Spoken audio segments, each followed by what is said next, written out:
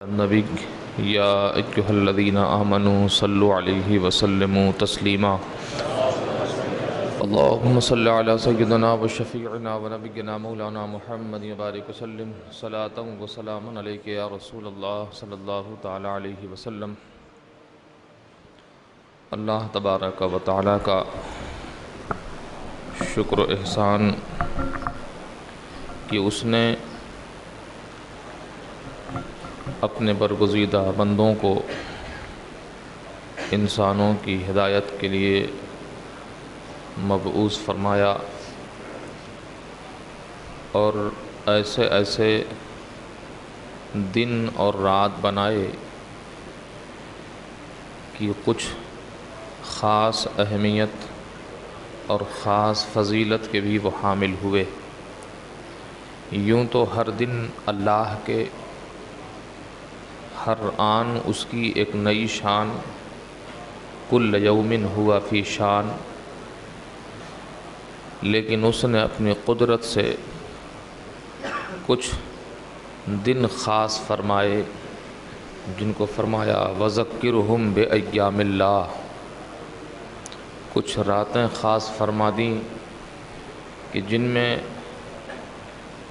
وہ خاص کرم فرماتا ہے اور مانگنے والوں کو عطا فرماتا ہے۔ اس میں 4 راتوں کا خاص تذکرہ ہے: شب قدر، شب برات اور شب عرفہ۔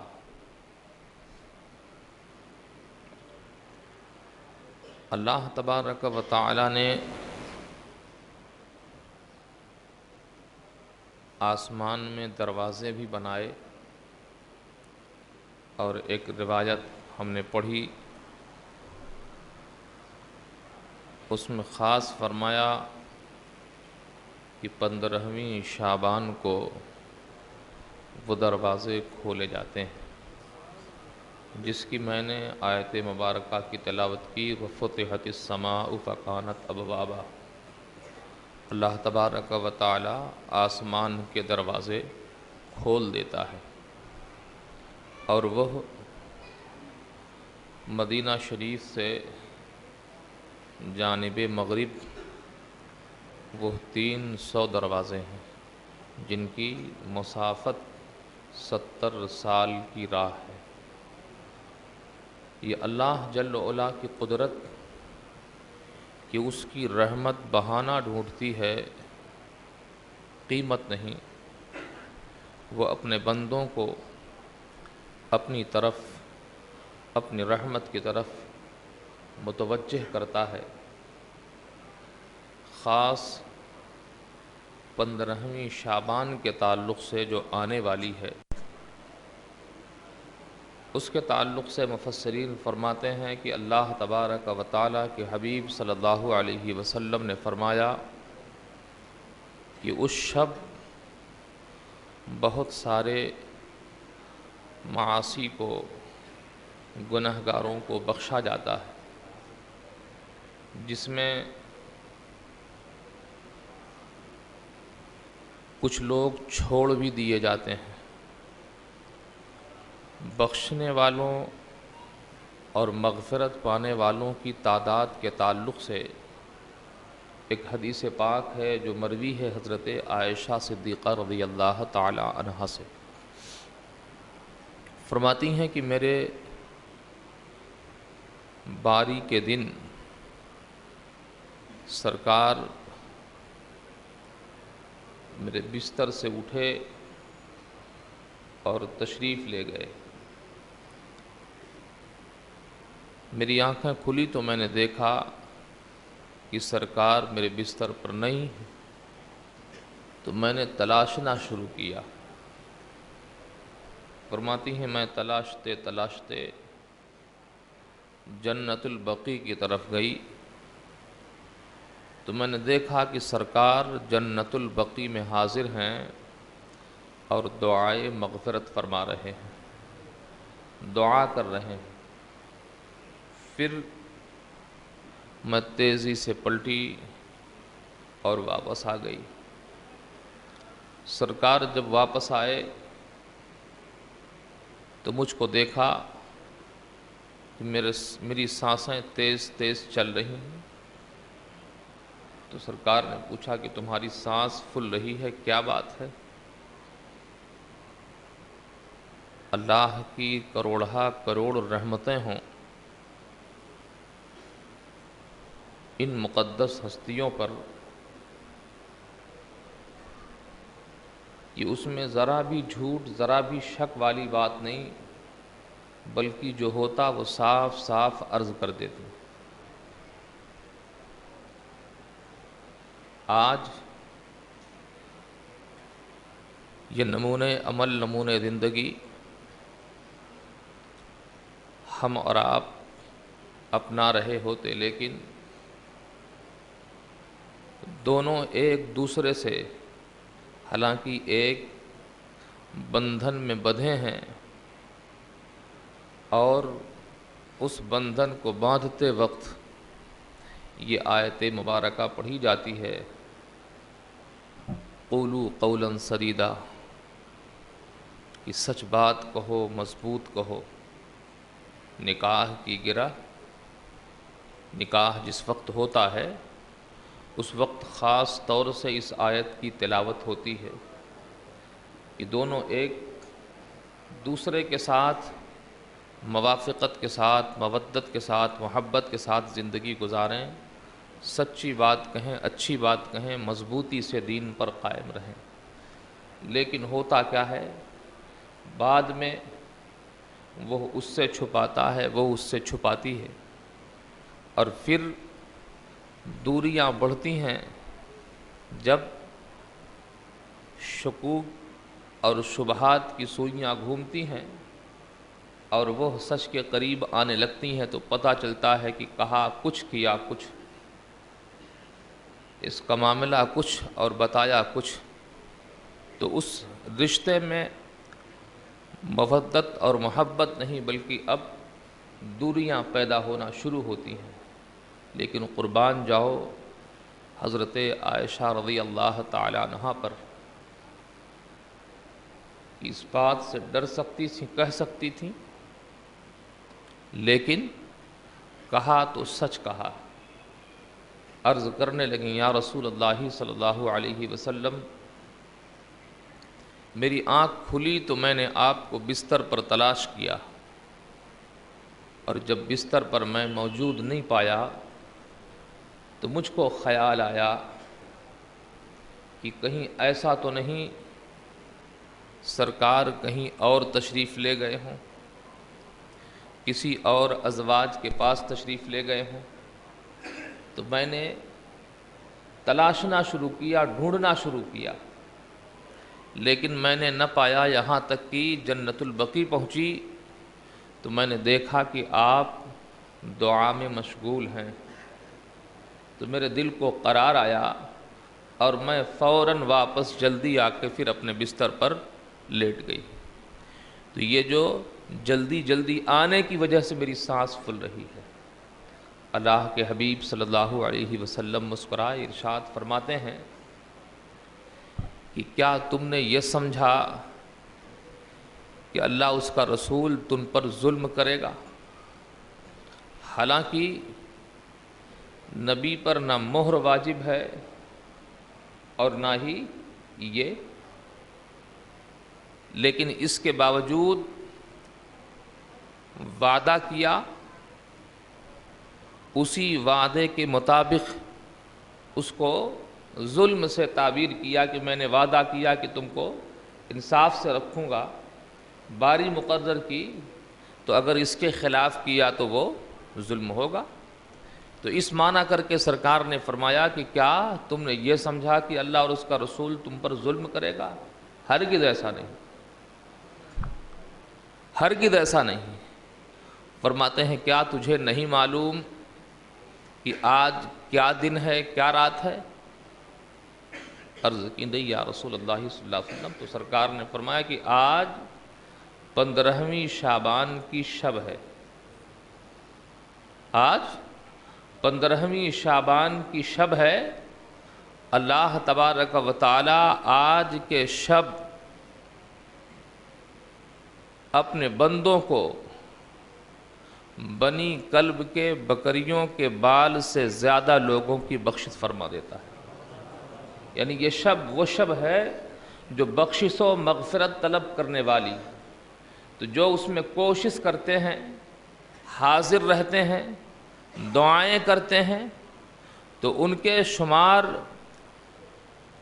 نہیں کہ کتنوں کو بخشتا ہے وہ، بلکہ زیادتی بتاتے ہوئے سرکار نے فرمایا کہ اس وقت قبیلے عرب کے قبیلوں میں ایک قبیلہ بکریاں بہت زیادہ رکھتا، جیسے اس کے بکریوں کے شمار نہیں، اور بکریوں کے بال کا تو شمار کرنا اور مشکل، اسی لیے سرکار نے فرمایا کہ طلب مغفرت، بخشش طلب کرنے والے اس دن کی انتہا ہی نہیں کہ کتنوں کو بخشتا ہے وہ، بلکہ فرمایا بنی کلب کے بکریوں کے بال سے زیادہ لوگوں کی بخشش کرتا ہے۔ تو یہ شب جو آنے والی ہے، یعنی 15ویں شعبان، یہ وہ بابرکت شب ہے کہ جس میں بے شمار لوگوں کی اللہ بخشش و مغفرت فرماتا ہے، لیکن کچھ لوگوں کو چھوڑ بھی دیتا ہے، کچھ لوگ اس شب کی برکت سے محروم بھی رہتے ہیں۔ وہ کون لوگ ہیں؟ تو شارحین نے ان کو بھی گنایا: شراب پینے والا، زنا کرنے والا، عداوت، دنیاوی اعتبار سے دشمنی رکھنے والا، رشتوں کو کاٹنے والا، والدین کی نافرمانی کرنے والا۔ یہ کچھ اشخاص ایسے ہیں کہ جن کی اس دن بھی بخشش نہیں ہوتی، تو ان کو چاہیے کہ اس شب کے آنے سے پہلے پہلے اپنی ان بری خصلتوں، بری عادتوں سے توبہ کر لیں، تاکہ اس دن اس برکت سے محروم نہ رہیں، توبہ کر کے اس کے بخشے ہوئے بندوں میں شامل ہوں۔ اور جو اس کی مداومت نہیں بلکہ اس کی کوشش کرتے ہیں، تو ان کے لیے وہ شب بڑی بابرکت ہے۔ حضرت علی رضی اللہ تعالیٰ عنہ کی روایت کہ اللہ جل وعلا آسمان دنیا کی طرف تجلی فرماتا ہے، اور پھر اس کی رحمت کی صدائیں آتی ہیں کہ ہے کوئی اپنے گناہوں کی بخشش چاہنے والا جسے بخش دیا جائے، ہے کوئی بیمار جو بیماریوں سے شفا چاہنے والا ہو اسے عافیت اور صحت دے دی جائے، ہے کوئی تنگی رزق میں مبتلا جس کے روزیوں میں وسعت اور برکت دے دی جائے۔ یعنی اس طرح اس کی سالائے کرم، صدائے کرم سورج کے غروب سے لے کر طلوع فجر تک آتی رہتی ہے۔ اب ظاہر سی بات ہے کہ اس صدا پر لبیک کہنے والے ہی اپنے دامن کو بھریں گے، اس آواز پر قریب ہونے والے، اپنے رب کے حضور جبین نیاز جھکانے والے، قرآن عظیم کی تلاوت کر کے اس کی رحمت کے طلبگار جو بنیں گے، وہی اس رحمت سے حصہ پائیں گے۔ لیکن آج تو اس شب میں لوگ الگ الگ قسم کی، الگ الگ اعتبار سے صورتیں اختیار کرتے ہیں۔ اگر وہ صورت عبادت کی ہے، اگر وہ صورت بندگی کی ہے تو قابل مبارکباد ہیں، لیکن اگر وہ صورت لہو لعیب کی ہے، گناہ اور کھیل تماشوں کی ہے، تو پھر وہ تو محرومی کا سبب ہے کہ اس مقدس شب کو ضائع نہ کیا جائے۔ کچھ نوجوان اس شب کی شب بیداری تو کرتے ہیں، لیکن حدیث پاک کے اعتبار سے کہ سوائے جاگنے کے انہیں کچھ ہاتھ نہیں آتا۔ وہ کیا کرتے ہیں؟ کہیں بیڈمنٹن کھیل رہے ہیں، کہیں کرکٹ کھیل رہے ہیں، کہیں لوڈو میں مست ہیں، کہیں شطرنج کھیل رہے ہیں، کہیں قہوہ خانے میں ہیں، کہیں چائے کی ٹپری پہ بیٹھے ہوئے چائے پی رہے ہیں۔ تو اس طرح کے اوقات جو گزارتے ہیں، رات تو گزر جائے گی لیکن شب بیداری کا جو معاملہ ہے وہ نہیں ملے گا۔ بلکہ ان کے لیے میرا مشورہ یہی ہے کہ اس سے بہتر ہے کہ وہ سو جائیں، اپنے گھر میں مسجد میں نماز عشاء باجماعت پڑھیں اور سو جائیں، اور فجر میں اٹھ کر پھر فجر کی نماز جماعت کے ساتھ پڑھ لیں۔ تو ان کو کرکٹ کھیلنے اور دوسرے فالتو کاموں کے کرنے سے بہتر ہوگا کہ یہ کام کریں۔ تو حضرت عمر فاروق رضی اللہ تعالیٰ عنہ کی اس روایت کے مطابق شب بیداری کا ثواب پا جائیں گے۔ حضرت عمر فاروق رضی اللہ تعالیٰ عنہ ہے، ایک صاحب کو دیکھا کہ وہ نماز فجر میں حاضر نہیں ہوئے۔ آج اکثر و بیشتر ایسا ہوتا ہے، لیکن ہم اگر ہماری دعوتوں میں کوئی نہ آئے تو ہم اسے معلوم کرتے ہیں کہ کیوں نہیں آیا، ہمارے کوئی کام پڑے نہ آئے تو ہم اسے معلوم کرتے ہیں کہ کیوں نہیں آیا، لیکن اگر کوئی نماز میں نہ آئے تو کسی کو اس کی فکر نہیں ہوتی کہ اس کی بھی معلومات کر لے کہ آج کل نمازوں میں کیوں نہیں دکھ رہا ہے، آج کل فجر میں کیوں نہیں آ رہا ہے، آج ظہر میں کیوں نہیں آیا، آج فلاں نیکیوں کی محفل میں کیوں نہیں آیا۔ ہماری روش بدلتی جا رہی ہے کہ ہم اس کو نہیں پوچھتے، ہم اس پر ناراض نہیں ہوتے، لیکن اگر ہماری دعوت میں نہ آیا تو ہم ضرور سخت ناراض ہوتے ہیں۔ ٹھیک ہے، تمہارا بھی وقت آئے گا، تم بھی بلاؤ گے، لیکن الیاذ باللہ تعالی ان صحابہ کا دور دیکھیں اور اپنے بزرگوں کے طریقہ کار کو دیکھیں کہ وہ اس پر ناراض نہیں بلکہ اس پر ناراض ہوتے تھے۔ حضرت عمر فاروق رضی اللہ تعالیٰ عنہ نے فجر کی نماز پڑھائی، اور نماز پڑھانے کے بعد ایک نگاہ ڈالی تو دیکھا کہ ایک صاحب نہیں ہے۔ لوگوں سے پوچھا کہ آخر کیا وجہ ہے کہ میں فلاں کو نہیں دیکھتا؟ تو کسی نے کوئی معقول جواب نہیں دیا کہ کسی کو معلوم نہیں تھا۔ تو حضرت نے خود ہی فرمایا کہ ٹھیک ہے، چلو اس کے گھر پر چل کر معلوم کرتے ہیں کہ آخر کیا معاملہ ہے کہ آج کل وہ نہیں حاضر ہو رہا ہے۔ حضرت فاروق اعظم حاضر ہوئے تو ان کی والدہ قرآن عظیم کی تلاوت کر رہی تھی۔ اللہ تعالیٰ ایسی ماؤں کو کروڑہ کروڑ رحمتیں عطا فرمائے، اور سب کو ایسی مائیں عطا فرمائے کہ فجر کی نماز کے بعد وہ تلاوت قرآن میں مشغول تھیں، حاضر ہوئے۔ سلام و کلام کے بعد پوچھا کہ کیا معاملہ ہے کہ فلاں فلاں کو میں نے فجر میں نہ پایا۔ تو وہ کہنے لگی کہ دراصل وہ رات میں عشاء سے فارغ ہو کے جب آئے تو وظائف میں، اوراد میں، قرآن عظیم کی تلاوت میں اور نوامدوں میں مشغول تھے، دیر ہو گئی، رات کافی جب بھیگ گئی تو اب چونکہ انہیں خطرہ تھا کہ کہیں ایسا نہ ہو کہ نیند آ جائے اور نماز قضا ہو جائے، تو انہیں کوشش یہ کی کہ جیسے ہی فجر کا وقت شروع ہوا فوراً نماز فجر پڑھ لی۔ نیند انہیں آ رہی تھی، نماز فجر پڑھ کر وہ سو گئے۔ تو حضرت فاروق اعظم رضی اللہ تعالی عنہ نے ارشاد فرمایا کیا ہی اچھا ہوتا کہ وہ نماز عشاء باجماعت پڑھتے اور پھر فجر کی نماز جماعت کے ساتھ پڑھتے۔ میں نے آقائے دو عالم صلی اللہ علیہ وسلم سے سنا ہے کہ جس نے عشاء کی نماز جماعت کے ساتھ پڑھی اور پھر فجر کی نماز جماعت کے ساتھ ادا کیا، اللہ تعالیٰ اسے رات بھر شب بیداری کا ثواب عطا فرماتا ہے۔ رات بھر شب بیداری کا ثواب عطا فرماتا ہے۔ جماعت کی پابندی، انہوں نے نماز نہیں چھوڑی تھی، صرف جماعت، اور وہ بھی اس وجہ سے، لیکن ان کو تنبیہ فرما رہے کہ نہیں، حدیث پاک میں یہ ہے۔ تو وہ لوگ جو بائیکیں چلاتے ہیں اور کچھ تو چرا کے چلاتے ہیں، یہ حال ہے۔ کہیں اگر مسجد کی باہر بائک کھڑی ہے تو اسے بھی غائب کر دیا، کہیں پیٹرول غائب کر دیا۔ یہ شب جب آتی ہے، اللہ تعالیٰ اپنی پناہ میں رکھے، نوجوانوں کو نہ جانے کیا ہو جاتا ہے کہ اس شب میں بہت ساری شرارتیں سوچتی ہیں، نہیں بلکہ اس شب اللہ کی رحمتیں اترتی ہیں۔ تمہیں کم سے کم دوسری شبوں کو غارت کیا تو کم سے کم اس رات کی حفاظت تو کر لیتے۔ اس رات تم اپنے معبود کے حضور حاضر ہو جاتے تو ممکن ہے جو اور راتوں کو تم نے کھویا ہے، اس ایک رات کی رحمت کی برکت سے اب کھونے والے نہیں بلکہ اب راتوں کے رحمت کے پانے والے ہو جاتے۔